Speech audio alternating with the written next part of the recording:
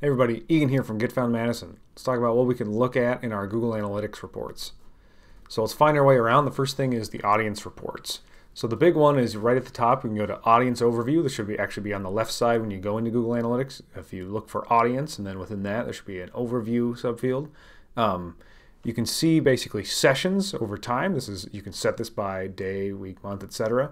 By the way, in the upper right, you can always set what's the time frame. Do we want to look at the last month? Do we want to look at the last year? What's the time frame we're looking at? So sessions tells us this is times that people were on the site. And we can also see here users. I'm looking at page views. How many pages did people look at when they were on the site? How long are they spending on? The bounce rate is, did they just go to one page and leave without doing anything? And then how many of these were new sessions or new visitors? That's kind of what we're looking at here. This gives you a nice overview of just what's going on the site, how are people using it. So when we're talking about sessions, what ends it? It's basically after 30 minutes of inactivity, if someone stands up and leaves but their browser's still open, Google's going to basically back time it of, okay, 30 minutes since they haven't done anything, we'll call it that. There is a tricky thing. If people are looking at your website across 2 days, that can count as 2 sessions because at midnight those sessions end from 11:59 and then they're new sessions the next day. So, and then the bounce rate we mentioned a little bit, but it's just a single page session on your site. So bounce rate percentage is single page sessions divided by all the sessions or all the visits on your site. You can also look at demographics. You do need to enable this. So if you go under, I think it's admin demographic reports, you can turn these on and then you can get some information about who's coming to the site. This is nice to see. Again, I look for this information more from the Facebook pixel because I think it's a little better. They can tie it to actual people better, but this is nice to see too. It's good to know. This can also inform what you're doing with your Facebook advertising. So in this case, we see 55 to 64 is the biggest age group, pretty evenly split on gender, but a lot of websites it leans more heavily. So maybe you want to target your marketing or even just your language you're using appropriately on your site. You can check out where people are actually coming from. Again, I'm just working my way down on the left here. In our audience geolocation, we can actually see, and you can drill in, so you can look by country if that's applicable, otherwise by state, and then you can click each of these and go what area. So in this case, we clicked on Wisconsin. We can see how many from Madison, how many from Milwaukee. And then across the table here, we can see how many of these are new sessions, new users, etc. What's the bounce rate, and how many pages are they looking at. This looks pretty good here in terms of average is 6 pages a session. People are looking at a lot of different pages on the website here, and they're spending on average 3.5 minutes on the site. So this looks pretty good. I like this one of audience behavior, and then frequency is how many sessions are they actually looking at. So are people coming back to the site? Most people are just spending one time on the site, having one visit. That makes sense, but also we've got a good number that come back at least twice and a handful that do 3 times. And then engagement, how long, what's the distribution basically in seconds across these sessions? How long are people staying on? So the majority are 0 to 10 seconds. That's something we might want to work on. And we could look more at what pages are people coming in on, what's the landing pages, and determine, are these engaging people appropriately? Do we need to add video? Do we need to add buttons? Do we need to give people things, actions they should take on the site so that they stay interested? Page depth, similar idea here is the majority of people just look at one page and leave. And the second most common then here I can see is they're looking at 2 pages, and we work our way down. Obviously, it's very few people that have looked at all 20 pages, right? Interesting to see what browsers people are on. You always want to test different browsers, make sure your website looks appropriately and certainly works right. If you have any interactivity, if people are doing any scheduling or submitting forms, test these different browsers, especially the ones that are most common. In this case, looks like Chrome, Safari, Firefox are the heavy hitters, and that's what we'd probably expect, right? A handful of Internet Explorer too. Definitely want to see, this is extremely helpful. So in this case, the majority of visitors to this site are from mobile. So Google's been saying for a while, this is a mobile first world. We're going to start indexing first on mobile, and likewise, it's not just enough that your website should be responsive to mobile. It's really, we should be building it with mobile first in mind, and particularly if we have the data showing most people are coming to the website on their phone. If that's the case, we want to make sure it's laid out very well for them and that it's converting well on mobile. We can check more on that in a minute. And then specific devices we can see. So iPhone's #1 here, followed by iPad. We can see some Samsung Android ones here as well.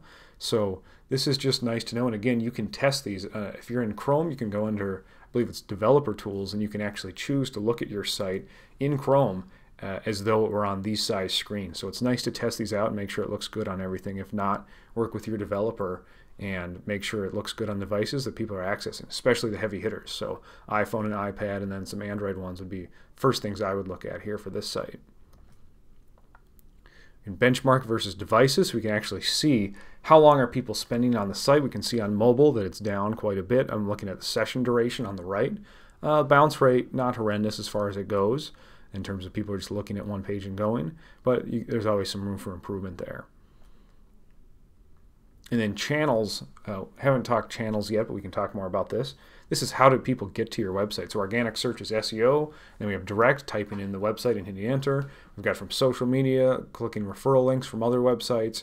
We're looking at email, etc. So we can see how people came to the site, how did that affect how they interacted with what they with our website. So in just looking at this, I can see average session duration. So most of our sessions come from organic, but actually on the right, average session duration, it's a little bit lower. So if average is 2.5 minutes and people who come from SEO results clicking a link on Google, they're only spending 1.5 minutes. So something's going on there. We want to think about how are people getting to the site versus we look at the bottom, we see the display advertising, paid search and things like that. People are really not spending much time at all on the site for those. So let's look at the acquisition reports. These are the ones I really like to look at as well. This is after the overview of how are things going on the site overall. I think that was audience overview. Acquisition overview, this is actually the second one I look at. And this is how are people getting to the site. So down at the bottom, I'm looking at organic search, SEO, that's the most. So people are clicking the non-paid links on Google results and getting to our site. That's accounting for a good percentage of our, looks like 68.2% of channels that drive people to our site. I'm looking at the pie graph to see that. I can see the bounce rate. It looks pretty, I'm looking in the middle here on the bottom. Looks pretty even as far as it goes, but then conversions, no contest, right? So when we send out an email to our subscribers, they are the ones converting because we've got goals set up. We'll talk about that in a minute. But compared to any other channel, looks like referral links from where we have links on other website works well, but otherwise we're sub 1% when people are coming to our site directly from SEO, from social media, not as likely to convert, which could be, that could be a purchase, that could be depending on what goals we have set up, right? Okay, definitely recommend this one. Under all traffic channels landing page, we just want to see how are people getting to the site. What landing page, what is the first thing they see? Whenever we see the little slash here, that's that first landing page, that is just the home page. And that makes sense that most people come in through the home page, right? So how's that doing in terms of how many pages are they looking at? On that first row, I can see 6.22 pages a session. Pretty good. So when they come to the home page, they're going a little deeper. They're checking out the rest of the site, and that's good. Versus number 4, it looks like, hey, they're spending 40 seconds on the site total. Maybe that page is not as engaging as it should be. Or if we know that's kind of a snap page, we get someone's contact and then that's it. We don't expect them to go to another page, that's okay too. But we definitely want to know, not everybody's coming in the front door, people are coming in the side door, the back door, and that's normal. If different URLs show up in Google search results, and of course we're linking to our blog content and things on social media, so people come into our site every which way, and it's nice to know where are they landing and then how far are they going after that. We can see, we can click any of those too. So for social media, we can see specifically Facebook's the big one here, a little bit of Twitter, a little bit of Pinterest, but not a lot. So whenever you see these blue hyperlinks, you can usually drill in deeper and get more information. For a lot of our clients, it's pretty normal that Facebook's the big channel for social. We can look at source medium as well, so this can get a little more specific. So organic, obviously, people could use Google, they could use Yahoo or Bing, and here we see source medium 1, 4, and 5.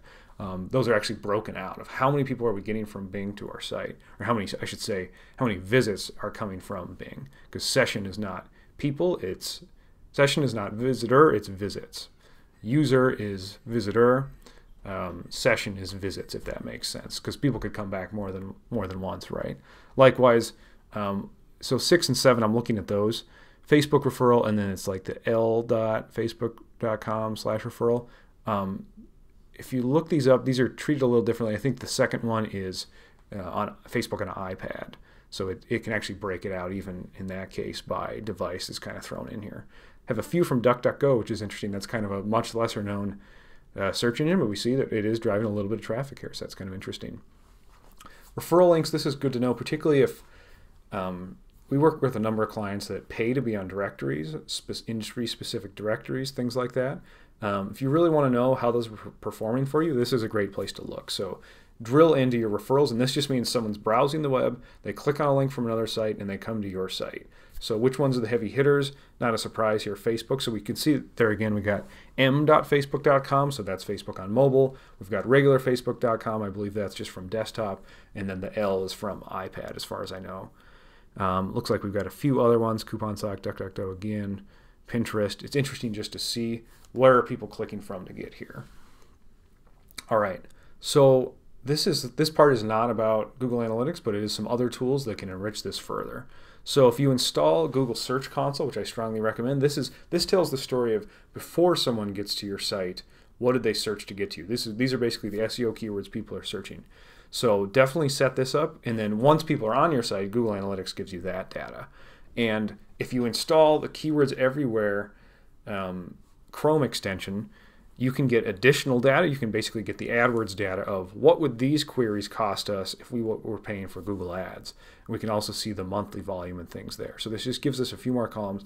This can be a little overwhelming at first, but really in the bottom right, I'm looking at how many clicks did we get by query, how many impressions, which is did we show up when people search for that, clicks divided by impressions, what % clicked, that's the click-through rate, the CTR, and then position, I'm just watching how are we doing on Google. This is the average position that Google's tracking that we're showing up as for that particular word.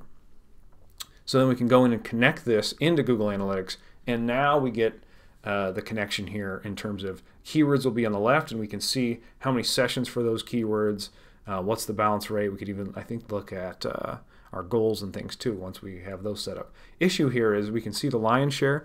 So we had over 3,700 organic sessions in this case, and 96% of them, keyword is not provided.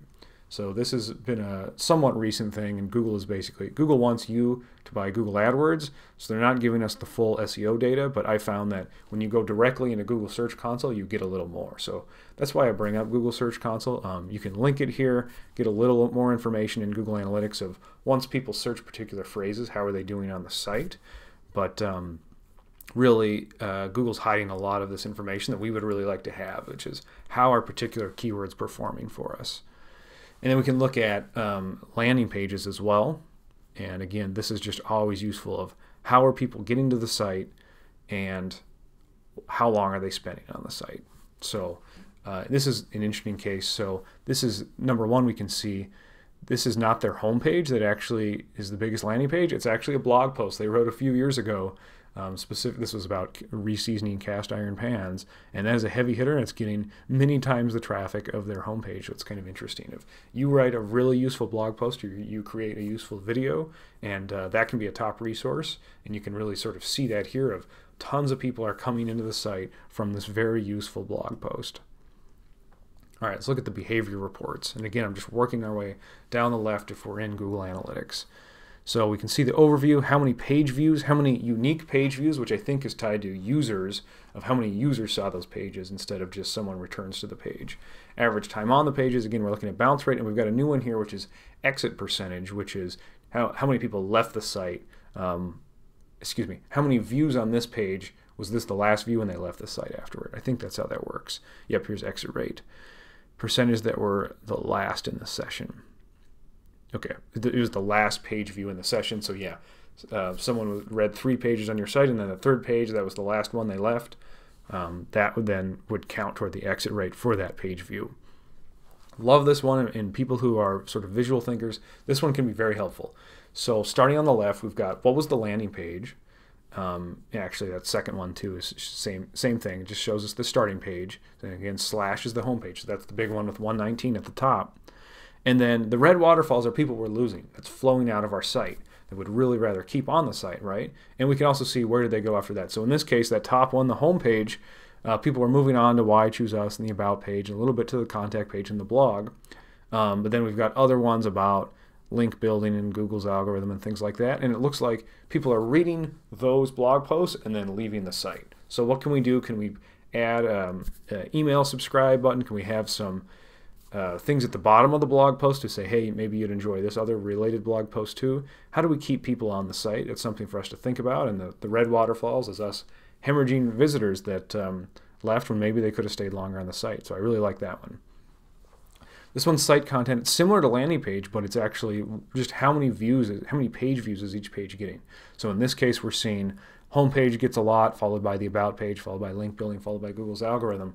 And this is just what are the top pages on the site, what are the most popular. So something we might want to look at here is we could go down to the bottom of this and see which ones are getting very few views, if any at all. And maybe we take those off the site. Maybe we combine them with another page. Maybe we just nix them. Always redirect any pages you get rid of course. But this gives us real feedback on what are people looking at on the site. If we have a major page we're expecting people to see and it's not in this list, maybe we need to look at the navigation structure on our site. Make sure there's call to action buttons and just clear navigation so that people even know how to get to that page. Site speed, very important here. I can see that. So in general, you know, just try to be around 3 seconds. 2 is great. That can be a little harder with WordPress because it is bulkier, but there's lots of other good reasons to use WordPress. But you can actually see how long is it really taking people to load up your site. And I can see here on Safari, taking 8.5 seconds, and that is way too long. So Google does penalize now in their rankings for slower sites. Certainly in this range, we want to look at that. But also just if we think about user experience, especially if you're, say you're clicking a blog post or an ad or something from Facebook, you're just kind of hanging out on your mobile phone waiting for that to load. 8.5 seconds, you can imagine you'd click back, and a lot of people would. So definitely get that more in the 3 second range is kind of a rule of thumb I use. Good thing here is filter out the junk. So you can set up, if you're only in the US or Canada or something, you can say only show me certain countries. And also, if you have people at your company that visit your own site a lot and you want to filter them out, you can say these addresses, take them out. I just want to see external data of people who are not in our company visiting our pages. So this is how you set that up. You go into admin, filters, and you can say, based on this country or based on these IP addresses, take these out. I only want to see external or certain country traffic. All right, setting up goals. I really like this part. This is what do we want people to do when they are on our site. And we can go in, the easiest ones, if we go under admin goals, is just page view. So if there's particular pages we want people to reach, the contact page, if we're an e-commerce store, we certainly want to put in our confirmation page, right, of thank you for your order, etc. So this is really worth a lot. So let's set those up. There are other kinds of goals. So you can track clicks. You can get in even into page scroll percentage. Purchases is kind of, we talked about it. It's best if it's easiest if every time someone takes an action, say like submitting your contact form, you redirect them to a new URL, because then you can just track your goals by URL. So if your contact form you're using is able to do that, strongly recommend that. So that's how that's an easy way to capture purchases then. And then you can even do video views in here. And Google Tag Manager is a whole other tool that can get into this, especially the click tracking and form submission and things like that. So goals are important because we want to measure how well our website's doing. And then specifically we can see by channel. So again here, I think this was an e-commerce site. Email's just killing it. 12.5% conversion rate when they send out an email. Maybe it's a promotion with a coupon or something like that. But people are coming to the site and buying. And then referral links, second best here. Oftentimes you'll see SEO, organic search is the best one. Or maybe your social media, your paid ads are doing well. This is what you want to monitor, is what is the most effective way to bring people to our site that they will actually take the actions we want them to take. All right. Happy to answer questions. I'm Egan at getfoundmadison.com. Hope this is helpful.